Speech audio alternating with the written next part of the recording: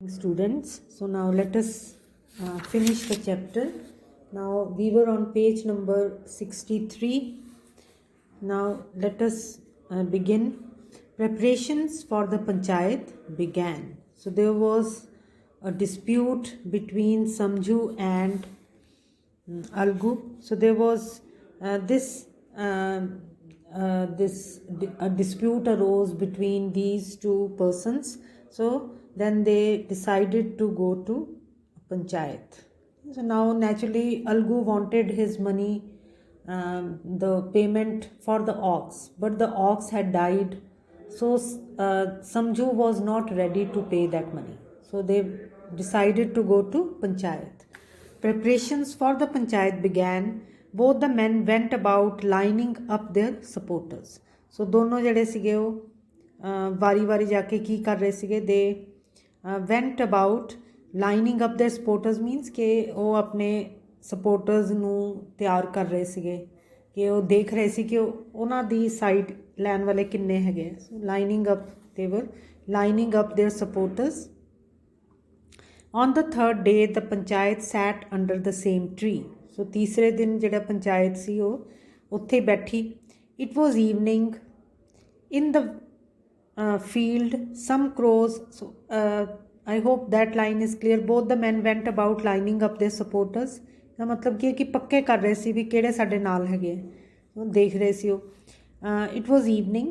In the field, some crows were having their own panchayat. So this is again a humorous description. So their topic of discussion was whether they had any right over the peas growing in the fields. So ਜਿਹੜੇ ਕਾਂ ਸੀਗੇ ਉਹ ਆਪਣੀ ਪੰਚਾਇਤ ਕਰ ਰਹੇ ਸੀਗੇ ਔਰ ਉਹ ਕੀ ਡਿਸਕਸ ਕਰ ਰਹੇ ਸੀ. So this is just a humorous description ਕਿ ਜਿਹੜੇ ਖੇਤਾਂ ਦੇ ਵਿੱਚ ਮਟਰ ਉਗ ਰਹੇ ਹੈ ਕਿ ਉਹ ਉਹਨਾਂ ਨੂੰ ਖਾ ਸਕਦੇ ਹੈ.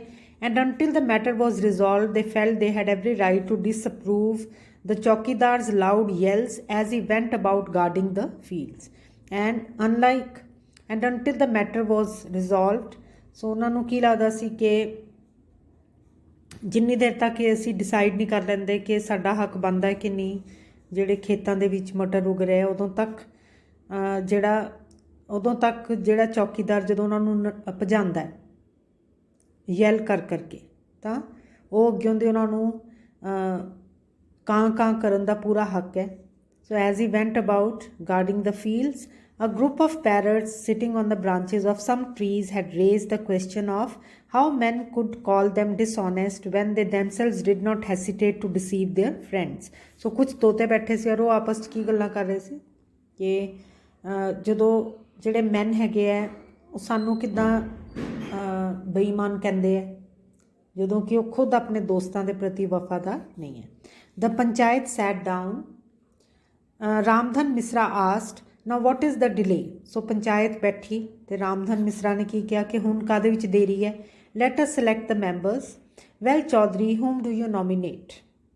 ਸੋ ਉਹਨਾਂ ਨੇ ਉਹਨੂੰ ਪੁੱਛਿਆ ਕਿ ਤੂੰ ਕਿਹਨੂੰ ਦੱਸ, ਤੂੰ ਕਿਹਦਾ ਨਾਮ ਲੈਣਾ ਹੈ ਕਿ ਕੌਣ ਪੰਚਾਇਤ ਬੈਠੇ. Algu said very politely, let Samju choose them. और अलगू ने बहुत ज़्यादा politely की क्या कि समझू ਨੂੰ ਉਹ select ਕਰ ਲੈਣ ਦੋ. Samju stood up and barked, I propose Jumman Sheikh. So ਅੱਗੇ ਉਹਦੀ ਸਮਝੂ ਨੇ ਕੀ ਕਿਹਾ ਕਿ ਮੈਂ ਕਿਹਦਾ ਨਾਮ ਲੈਣਾ ਹੈ, ਜੁਮਨ ਸ਼ੇਖ ਦਾ. Hearing this, Algu's heart began to beat fast as if someone had slapped him. So ਇਹ ਸੁਣ ਕੇ ਅਲਗੂ ਦਾ ਦਿਲ ਧੜਕਣ ਲੱਗ ਪਿਆ ਜਿੱਦਾਂ ਕਿ ਕਿਸੇ ਨੇ ਉਹਨੂੰ, ਕਿਉਂਕਿ ਉਹਨੂੰ as if someone had slapped him, ਕਿਉਂਕਿ ਉਹਨੂੰ ਕੀ ਲੱਗਾ ਕਿ ਹੁਣ ਤਾਂ ਪੱਕਾ ਹੀ ਉਹ ਕਿਹਦੀ ਸਾਈਡ ਦੀ ਗੱਲ ਕਰੇਗਾ, ਸਮਝੂ ਦੀ ਸਾਈਡ ਦੀ, ਕਿਉਂਕਿ ਉਹਦੇ ਨਾਲ ਦੁਸ਼ਮਣੀ ਰੱਖਦਾ ਹੁਣ ਉਹਦਾ ਦੋਸਤ. ਰਾਮਧਨ ਵਾਜ਼ ਅਲਗੂਜ਼ ਫਰੈਂਡ, ਹੀ ਅੰਡਰਸਟੂਡ. ਸੋ ਰਾਮਧਨ ਨੂੰ ਇੱਕਦਮ ਸਮਝ ਆ ਗਈ ਕਿ ਅਲਗੂ ਦੇ ਮਨ 'ਚ ਕੀ ਚੱਲ ਰਿਹਾ ਹੋਊਗਾ, ਉਹਦਾ ਦੋਸਤ ਸੀਗਾ. ਸੋ ਉਹਨੇ ਕੀ ਕਿਹਾ, he said, Chaudhary do you have any objections. So ਉਹਨੂੰ ਕੀ ਪੁੱਛਿਆ ਵੀ ਤੈਨੂੰ ਕੋਈ ਇਤਰਾਜ਼ ਹੈ ਕਿ ਜੁਮਨ ਨਾ ਬਣੇ. ਰਿਜ਼ਾਈਨੇਡਲੀ ਚੌਧਰੀ ਆਨਸਰਡ, ਨੋ ਆਈ ਹੈਵ ਨਨ. ਰਿਜ਼ਾਈਨੇਡਲੀ ਦਾ ਮਤਲਬ ਹੀ ਕੀ ਹੈ ਕਿ ਹੁਣ ਉਹਨੂੰ ਪਤਾ ਸੀਗਾ ਕਿ ਇਹ ਜਿਹੜਾ ਹੁਣ ਉਹਦੇ ਖਿਲਾਫ ਹੀ ਫੈਸਲਾ ਹੋਊਗਾ. ਸੋ ਉਹਨੇ ਹਥਿਆਰ ਸੁੱਟ ਦਿੱਤੇ ਅਤੇ ਉਹਨੇ ਕੀ ਕਿਹਾ ਕਿ ਮੈਨੂੰ ਕੋਈ ਓਬਜੈਕਸ਼ਨ ਨਹੀਂ ਹੈ. The knowledge of one's responsibility helps to improve our relationship with others. So ਇੱਥੇ ਹੁਣ ਕਾਹਦੀ ਐਕਸਪਲੇਨੇਸ਼ਨ ਹੈ ਕਿ ਹੁਣ जुम्मन ਦਾ ਵੀ ਕੀ ਫੈਸਲਾ ਹੋਏਗਾ ਔਰ ਜੇ ਅਲਗੂ ਦਾ ਉਹ ਫੈਸਲਾ ਸੀ ਤਾਂ ਉਹ ਕਿਉਂ ਸੀਗਾ whenever we behave badly this inner realization helps to bring us back to the right path so ਜਦੋਂ ਵੀ ਅਸੀਂ ਬੁਰਾ ਵਿਵਹਾਰ ਕਰਦੇ ਹਾਂ ਤਾਂ ਸਾਡੀ ਜਿਹੜੀ ਆਪਣੀ ਅੰਦਰ ਦੀ ਸਮਝ ਹੈ ਉਹ ਸਾਨੂੰ ਸਹੀ ਰਸਤੇ ਤੇ ਲੈ ਕੇ ਆਉਂਦੀ ਹੈ Cloistered in his comfortable cabin, the newspaper's editor will make scathing attacks on politics and ministers. So ਜਦੋਂ ਕੋਈ ਜਿਸ ਤਰ੍ਹਾਂ ਕਿ ਜਦੋਂ ਕੋਈ ਸੰਪਾਦਕ ਨਿਊਜ਼ਪੇਪਰ ਦਾ ਜਦੋਂ ਆਪਣੇ ਰੂਮ 'ਚ ਆਰਾਮ ਨਾਲ ਬੈਠਾ ਹੁੰਦਾ ਫਿਰ ਉਹ ਕੀ ਕਰਦਾ ਉਹ ਬਹੁਤ ਜ਼ਿਆਦਾ ਅਗੇਂਸਟ ਲਿਖਦਾ ਹੈ ਕਿਹਨਾਂ ਦੇ ਪੋਲੀਟਿਕਸ ਐਂਡ ਮਿਨਿਸਟਰਸ ਦੇ ਕਿਉਂ ਕਿਉਂਕਿ he is sitting at a distance he is not directly involved that is why he makes many scathing attacks ਦਾ ਮਤਲਬ ਕੀ ਹੈ ਕਿ ਉਹ ਬਹੁਤ ਜ਼ਿਆਦਾ ਆਲੋਚਨਾ ਕਰਦਾ ਹੈ ਕਿਉਂਕਿ ਉਹਨਾਂ ਤੋਂ ਦੂਰ ਹੁੰਦਾ ਹੈ ਜਦੋਂ ਆਪਣੇ ਆਰਾਮ ਨਾਲ ਬੈਠਾ ਹੁੰਦਾ ਹੈ ਬਟ ਇਫ ਬਾਈ ਚਾਂਸ ਹੀ ਵਰ ਟੂ ਐਂਟਰ ਪੋਲੀਟਿਕਸ ਪਰ ਜੇ ਉਸ ਖੁਦ ਰਾਜਨੀਤੀ ਦੇ ਵਿੱਚ ਐਂਟਰ ਕਰਦਾ his style of writing changes and he becomes impartial discriminate and very objective so ਫਿਰ ਉਹ ਹੋਰ ਤਰ੍ਹਾਂ ਲਿਖਣ ਲੱਗ ਪੈਂਦਾ ਹੈ ਉਹ ਕਿਸੇ 'ਤੇ ਵੀ ਓਨੇ ਵਾਰ ਨਹੀਂ ਕਰਦਾ ਜੇ ਉਹ ਕਿਸੇ ਨੂੰ ਇੰਨੀ ਆਲੋਚਨਾ ਨਹੀਂ ਕਰਦਾ ਜਦੋਂ ਖੁਦ ਇਸ ਫੀਲਡ ਦੇ ਵਿੱਚ ਐਂਟਰ ਕਰਦਾ ਹੈ this change comes about from the realisation of his responsibility so ਇਹ ਚੇਂਜ ਕਦੋਂ ਆਉਂਦੀ ਹੈ ਜਦੋਂ ਕਿ ਖੁਦ ਦੀ ਜ਼ਿੰਮੇਵਾਰੀ ਦਾ ਪਤਾ ਲੱਗਦਾ ਹੈ in the same way young people can be high strung thoughtless and temperamental so ਇਸੇ ਤਰ੍ਹਾਂ ਨਾਲ ਜਿੱਦਾਂ ਕਿ ਇੱਕ ਹੋਰ ਐਗਜ਼ਾਮਪਲ ਦੇ ਰਿਹਾ ਕਿ ਜਿੱਦਾਂ ਯੰਗ ਪੀਪਲ ਹੈ they can be thoughtless moody temperamental means they can be moody high strung means they get provoked very fast they get छोटे छोटे ਗੱਲਾਂ ਤੇ they become angry they lose their cool so when the people are young their parents are afraid they might end up giving a bad reputation to the family so ਜਦੋਂ ਬੱਚੇ young ਹੁੰਦੇ ਤਾਂ parents ਨੂੰ ਕਈ ਵਾਰੀ ਕੀ ਚਿੰਤਾ ਹੋ ਜਾਂਦੀ ਹੈ ਵੀ ਇਹਨੇ ਕਿਸੇ ਲੜਾਈ ਝਗੜੇ 'ਚ ਪੈਣਾ ਹੈ ਕਿਉਂਕਿ they behave in an irresponsible manner when they are young But when a young man has to shoulder the responsibility of his own family, he learns to be patient. But a change comes when a young man has to take the responsibility of his own family.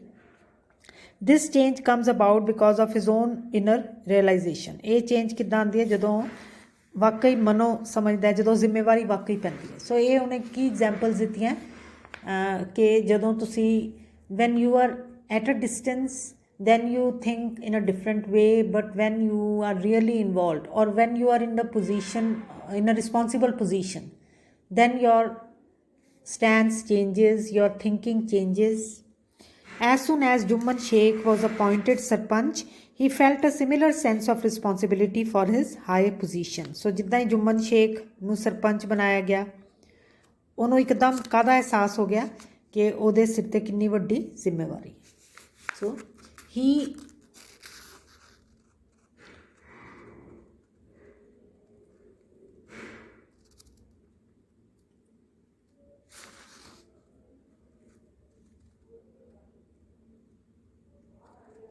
so where has it gone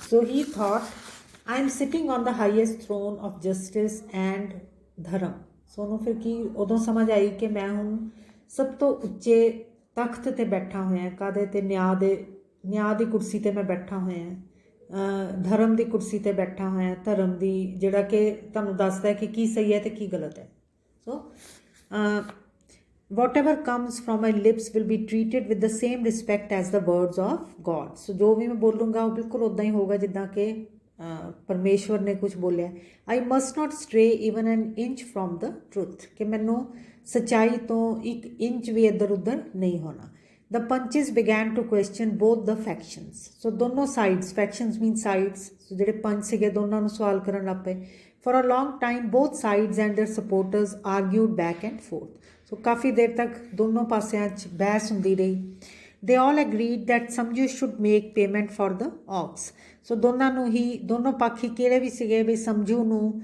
payment ਕਰਨੀ ਚਾਹੀਦੀ ਹੈ clear they all agreed but two of the men favored the idea that Samju should also be compensated for the loss of the animal ਪਰ ਦੋ ਜਣੇ ਸੀ ਜਿਹੜੇ ਕਿ ਕੀ ਕਹਿ ਰਹੇ ਸੀ ਕਿ ਸਮਝੂ ਦਾ ਵੀ ਨੁਕਸਾਨ ਹੋਇਆ ਸੋ ਉਹਨੂੰ ਵੀ ਇਹਦੀ ਨੁਕਸਾਨ ਦੀ ਭਰਪਾਈ ਹੋਣੀ ਚਾਹੀਦੀ ਹੈ others insisted Samju should be punished to set an example to other villagers not to treat their animals with such cruelty। कुछ ने की क्या कि समझू ਨੂੰ ਤਾਂ ਉਲਟਾ ਸਜ਼ਾ ਮਿਲਣੀ ਚਾਹੀਦੀ ਹੈ ਕਿ ਇਹਨੇ ਆਪਣੇ ਜਾਨਵਰ ਨੂੰ ਇੰਨੀ ਇਹਨੇ ਜ਼ੁਲਮ ਕੀਤਾ ਜਾਨਵਰ ਦੇ ਉੱਪਰ। ਫਾਈਨਲੀ ਜੁਮਨ ਅਨਾਊਂਸ ਦ ਡਿਸੀਜਨ। ਸੋ ਫਾਈਨਲੀ ਜਿਹੜਾ ਸਰਪੰਚ ਸੀ, ਕਿਉਂਕਿ ਉਹਨੇ ਡਿਸਾਈਡ ਕਰਨਾ ਸੀ, ਜੁਮਨ ਸੀਗਾ, ਸੋ ਉਹਨੇ ਅਨਾਊਂਸ ਕੀਤਾ, Algu Chaudhary and Samjhu Sahu the members have considered your case very thoroughly. So ਉਹਨਾਂ ਨੇ ਕੀ ਕਿਹਾ, ਦੋਨਾਂ ਨੂੰ ਮੁਖਾਤਿਬ ਹੋ ਕੇ ਕੀ ਕਿਹਾ ਕਿ ਅਸੀਂ ਤੁਹਾਡਾ ਕੇਸ ਦੇਖਿਆ। It is only proper that Samjhu should pay the full amount for the ox. ਉਹਨਾਂ ਨੇ ਕੀ ਕਿਹਾ ਕਿ ਸਮਝੂ ਨੂੰ ਪੂਰੇ ਪੈਸੇ ਔਕਸ ਦੇ, ਬੈਲ ਦੇ ਚੁਕਾਉਣੇ ਚਾਹੀਦੇ ਹੈ। When he bought the ox it was in good health. ਜਦੋਂ ਖਰੀਦਿਆ ਸੀ then the ox was very healthy. If he had paid cash down at the time, the present situation would not have arisen. So cash down ਦਾ ਮਤਲਬ ਹੀ ਕੀ ਹੈ, ਜੇ ਉਸੇ ਵੇਲੇ ਉਹਨੇ cash ਉਸੇ ਵੇਲੇ ਪੇਮੈਂਟ ਕਰ ਦਿੱਤੀ ਹੁੰਦੀ, ਉਹਨੇ ਕੈਸ਼ ਦੇ ਦਿੱਤਾ ਹੁੰਦਾ ਤਾਂ ਫਿਰ ਇਹ ਸਿਚੁਏਸ਼ਨ ਤਾਂ ਆਣੀ ਹੀ ਨਹੀਂ ਸੀ। ਕਲੀਅਰ। ਸੋ ਕੈਸ਼ ਡਾਊਨ ਦਾ ਮਤਲਬ ਹੀ ਕਿ ਮੌਕੇ 'ਤੇ ਪੇਮੈਂਟ ਕਰਨਾ, ਜਦੋਂ ਖਰੀਦਦੇ ਹੋ ਉਦੋਂ ਹੀ ਪੇਮੈਂਟ ਕਰਨਾ। The ox died because it was made to work very hard and it was not fed or looked after properly. So ਫਿਰ ਉਹਨੇ ਕੀ ਕਿਹਾ ਕਿ ਕਿਉਂ ਔਕਸ ਮਰੀ ਹੈ, ਕਿਉਂ ਔਕਸ ਮਰਿਆ, ਕਿਉਂਕਿ ਉਹਨੂੰ ਜ਼ਿਆਦਾ ਹੀ ਮਿਹਨਤ ਕਰਵਾਈ ਗਈ ਅਤੇ ਉਹਦਾ ਖਾਣਾ ਨਹੀਂ ਖਿਲਾਇਆ ਗਿਆ ਉਹਨੂੰ, ਅਤੇ ਉਹਦਾ ਧਿਆਨ ਨਹੀਂ ਰੱਖਿਆ ਗਿਆ। Ramdhan Mishra spoke, Samjhu has deliberately killed the animal and he should be punished for it. So Ramdhan Mishra ਨੇ ਕੀ ਕਿਹਾ ਕਿ ਸਮਝੂ ਨੇ ਜਾਣ ਬੁੱਝ ਕੇ, ਡੈਲੀਬਰੇਟਲੀ ਮੀਨਸ ਇੰਟੈਂਸ਼ਨਲੀ, ਉਹਨੇ ਜਾਨਵਰ ਨੂੰ ਮਾਰਿਆ। Jumman said that is a different matter, we have nothing to do with that. So Jumman ਨੇ ਕੀ ਕਿਹਾ ਕਿ ਉਹ ਅਲੱਗ ਗੱਲ ਹੈ। ਝਗੜੂ ਸਾਹੂ ਪਲੀਡਡ ਸਮਝੂ ਸ਼ੁੱਡ ਨਾਟ ਬੀ ਟਰੀਟਡ ਸੋ ਹਾਰਸ਼ਲੀ। ਸੋ ਜਿਹੜਾ ਉਹਦੀ ਸਾਈਡ ਦਾ ਸੀਗਾ, ਜਿਹੜਾ ਸਮਝੂ ਸਾਹੂ ਦੀ ਸਾਈਡ ਦਾ ਸੀ, ਉਹਨੇ ਕੀ ਕਿਹਾ ਵੀ ਇਹਦੇ ਨਾਲ ਸਾਨੂੰ ਇੰਨਾ ਇਹਦੇ ਨਾਲ ਅਨਿਆਏ ਨਹੀਂ ਕਰਨਾ ਚਾਹੀਦਾ। ਉਹ ਕਿਉਂਕਿ ਕਿਹਦੀ ਸਾਈਡ 'ਤੇ ਸੀ, ਸਮਝੂ ਦੀ ਸਾਈਡ 'ਤੇ। ਜੁਮਨ set that is up to Algu Chaudhary. If he wants to give a concession, it will be because of his own goodness. So ਜੁਮਨ ਨੇ ਕੀ ਕਿਹਾ ਕਿ ਇਹ ਅਲਗੂ ਚੌਧਰੀ 'ਤੇ ਆਪਾਂ ਛੱਡਿਆ, ਜੇ ਉਹ ਇਹਨੂੰ ਕੋਈ ਰਿਆਇਤ ਦੇਣਾ ਚਾਹੁੰਦਾ ਤਾਂ ਉਹਦੀ ਆਪਣੀ ਇਹਦੀ ਚੰਗਿਆਈ ਹੋਊਗੀ। Algu was delighted. So Algu was very happy. He stood up and shouted, God bless the sarpanch. ਸੋ ਉਹਨੇ ਖੜੇ ਹੋ ਕੇ ਕੀ ਕਿਹਾ ਕਿ may God bless the sarpanch, ਕਿ ਰੱਬ ਇਹਦਾ ਭਲਾ ਕਰੇ, ਇਹਨੇ ਬਹੁਤ ਅੱਛੀ ਜਜਮੈਂਟ ਦਿੱਤੀ ਹੈ। The entire crowd joined in God bless the sarpanch. ਔਰ ਜਿੰਨੇ ਲੋਕ ਸੀ ਉਹ ਸਾਰੇ ਬੋਲਣ ਲੱਗ ਪਏ ਕਿ ਰੱਬ ਭਲਾ ਕਰੇ, ਇੰਨਾ ਵਧੀਆ ਇਹਨੇ ਫੈਸਲਾ ਦਿੱਤਾ ਹੈ। Everyone praised the decision.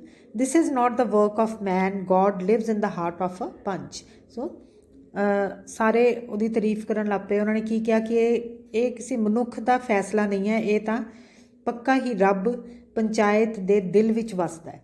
This was his blessing, his the H capital ਹੈ ਕਿ ਇਹ ਰੱਬ ਦਾ ਆਸ਼ੀਰਵਾਦ ਹੈ ਜਿਹੜਾ ਇੰਨਾ ਵਧੀਆ ਫੈਸਲਾ ਆਇਆ। Before the panch falsehood will be swept away. So ਉਹਨਾਂ ਨੇ ਕੀ ਕਿਹਾ ਕਿ ਜਦੋਂ ਸਰਪੰਚ ਦੇ ਸਾਹਮਣੇ ਦਾ ਸਾਰਾ ਝੂਠ ਜਿਹੜਾ ਹੈ ਉਹ ਮਿਟ ਜਾਂਦਾ ਹੈ। After a little while, Jumman came to Algu and embraced him. Said he, my brother, ever since you became Sarpanch and decided the case against me, I have been your deadly enemy. So ਉਹਨੇ ਜਾ ਕੇ ਉਹਨੂੰ ਗਲੇ ਲਗਾ ਲਿਆ। ਔਰ ਕੀ ਕਿਹਾ ਕਿ ਜਦੋਂ ਦਾ ਤੂੰ ਫੈਸਲਾ ਕੀਤਾ ਸੀ, ਮੈਂ ਤੇਰਾ ਸਭ ਤੋਂ ਬੁਰਾ ਦੁਸ਼ਮਣ ਬਣ ਗਿਆ ਸੀ, ਕੱਟੜ ਦੁਸ਼ਮਣ ਬਣ ਗਿਆ ਸੀ। But today I learnt as a punch that I am neither anybody's friend nor anybody's foe. Foe means enemy. ਫਿਰ ਕਹਿੰਦਾ ਅੱਜ ਮੈਨੂੰ ਸਮਝ ਆਈ ਕਿ ਜਦੋਂ ਤੁਸੀਂ ਪੰਚ ਦੀ ਪੋਜੀਸ਼ਨ 'ਚ ਆ ਜਾਂਦੇ ਹੋ ਫਿਰ ਕਿਉਂ ਤੁਸੀਂ ਨਾ ਕਿਸੇ ਦੇ ਦੋਸਤ ਰਹਿੰਦੇ ਹੋ ਅਤੇ ਨਾ ਹੀ ਦੁਸ਼ਮਣ। A panch can not see anyone anything except justice, ਕਿ ਜਿਹੜਾ ਪੰਚ ਹੈਗਾ ਉਹਨੂੰ ਨਿਆਂ ਤੋਂ ਬਿਨਾਂ ਕੁਝ ਦਿਖਦਾ ਹੀ ਨਹੀਂ ਹੈ। Today I am convinced that God speaks through a panch's lips. So ਅੱਜ ਉਹ ਕੀ ਕਹਿੰਦਾ ਕਿ ਮੈਨੂੰ ਯਕੀਨ ਹੋ ਗਿਆ ਕਿ ਰੱਬ ਹੀ ਪੰਚਾਂ 'ਚੋਂ ਬੋਲਦਾ ਹੈ। Algu began to cry. His tears washed away the misunderstandings that had accumulated in their heart. So Algu ਰੋਣ ਲੱਗ ਪਿਆ ਔਰ ਜਿਹੜੀਆਂ ਉਹਨਾਂ ਦੇ ਮਨ ਦੀਆਂ ਸਾਰੀਆਂ ਗਲਤ ਫਹਿਮੀਆਂ ਸੀਗੀਆਂ ਉਹ ਸਾਰੀਆਂ ਧੋਤੀਆਂ ਗਈਆਂ ਉਹਦੇ ਆਂਸੂਆਂ ਨਾਲ। So I hope you have liked the story and we'll discuss the questions in the next lecture. So